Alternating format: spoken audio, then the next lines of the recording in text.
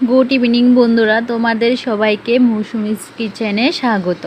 আজকে আলু দিয়ে একটা দুর্দান্ত স্ন্যাক্স রেসিপি নিয়ে এসেছি। তোমরা সবাই দেখতে থাকো, সাথে থাকো। আমি আলু ছুলে আলুগুলোকে একটা কাঁঠার দিয়ে কুড়িয়ে নিচ্ছি।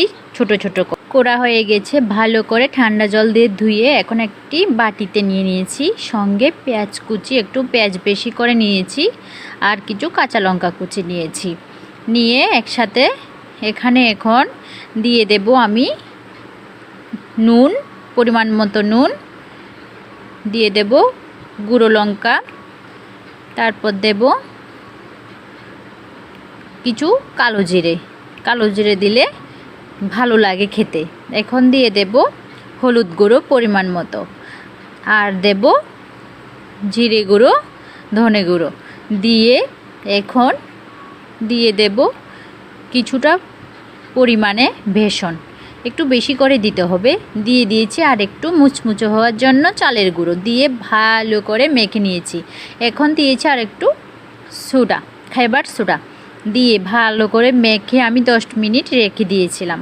এখন কড়াইতে তেল দিয়ে দিয়েছি। তেল ভালো করে গরম হলে ছোট ছোট করে গুলো করে আমি সবগুলো কড়াইতে দিয়ে দিচ্ছি। এইভাবে দিয়ে সবগুলো সুন্দরভাবে একে একে আমি 2 পিঠ লাল লাল করে ভেজে নেব। তোমরা একদিন আলুর এই স্ন্যাক্স রেসিপিটা বাড়িতে অবশ্যই ট্রাই করবে, খুবই ভালো লাগে খেতে। আমি তো প্রায় সন্ধ্যা এই টিফিনটা বানিয়ে খাওয়াই সবাইকে, খুবই ভালো লাগে।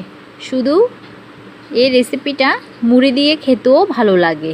এই স্ন্যাক্স রেসিপিটা, আলুর দুর্দান্ত রেসিপি এটা। শুধু 1-2 আলু দিয়েই হয়ে যাবে সন্ধ্যাবেলার টিফিন। দেখো এভাবে আমি সবগুলো একে একে ভেজে নিচ্ছি। একটু তেল বেশি হলে ভালো, খেতে দারুণ লাগে। কালো জিরা দেওয়ার দরুন আরও খেতে টেস্ট বেশি লাগে। হয়ে গেছে আমার। তোমরা একদিন এভাবে বাড়িতে বানিয়ে